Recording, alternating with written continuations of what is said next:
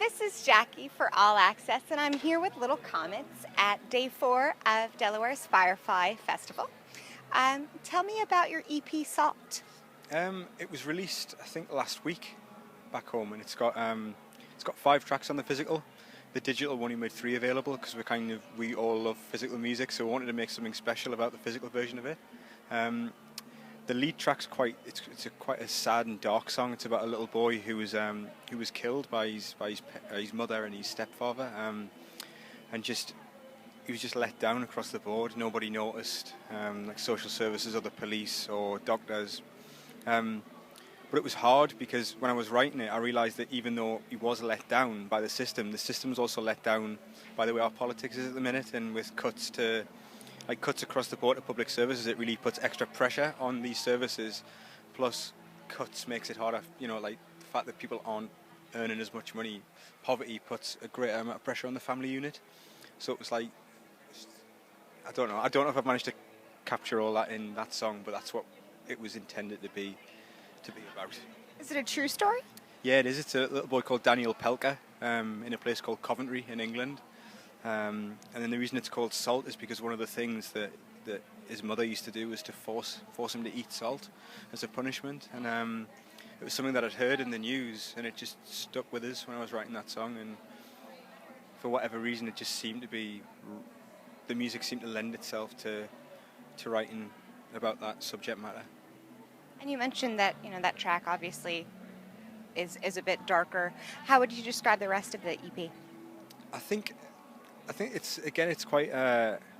One of the other tracks is quite serious. It's about like the way right-wing press in Britain tends to stigmatise single mothers, and it's just, I don't know. I think there's a lot of problems with the way our media represents women in general. Like a few of our national newspapers have page 3, where they have a topless model on the 3rd page of the newspaper, and that's just, I find that offensive and ridiculous. Because the UK pretends to be so modern and forward-thinking, yet it's kind of got this diametric thing happening. Yeah, and it's reflected in the makeup of society, where like of our MPs, it's pretty low percentage compared to other countries are women.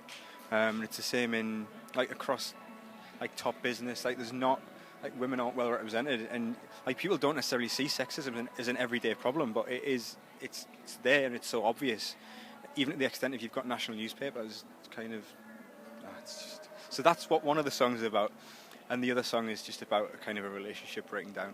But we do tend to make, sorry I'm speaking so quick, we do tend to make quite light, like happy melodic music a lot of the time, but the lyrics often do have a bit of a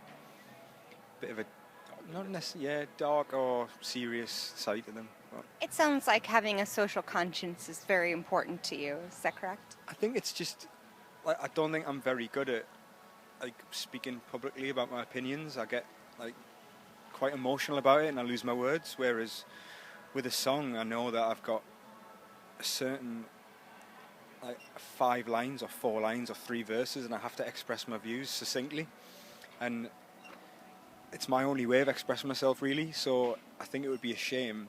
And it's not like every song is about a social issue, but there's so many things that like I do think are problems that when I get my chance to communicate with the world a little bit, then I like to do it by just putting it into a song. I think that's a great way to do it. So how has your music been received here at Firefly? It's lovely. We started off and there was a good little crowd, but then the stage was quite, like the field in front of it was quite long, and you could see kind of people coming towards it. It was nice, people kind of gravitating gradually. You kind of build up throughout it's always a sign of a good gig at a festival if you manage to end with a bigger crowd than you started with. So I really enjoyed it. I don't enjoy many gigs, but I really enjoyed that one. He's really harsh. He very much he almost analyses his performance as it's happening. Like, so I think that stops you from enjoying some gigs. You know that, and you did try and psych us out the other night by saying... I wrote some notes on Mickey's set list just to try and... I'm quite easy to knock off my game. I would never have made it as a sportsman. But it was good. It was like there was people there singing the words back, and that's lovely when it happens like in England. But when it happens in another part of the world, it's just It was a really positive experience. Like, there was a good relationship between us and the crowd, and beautiful weather and lovely surroundings. So it was a good gig. Do you like these bigger festivals, or do you prefer a more intimate club gig? I think it It depends. varies. They do vary. Sometimes the festivals are really good, like today.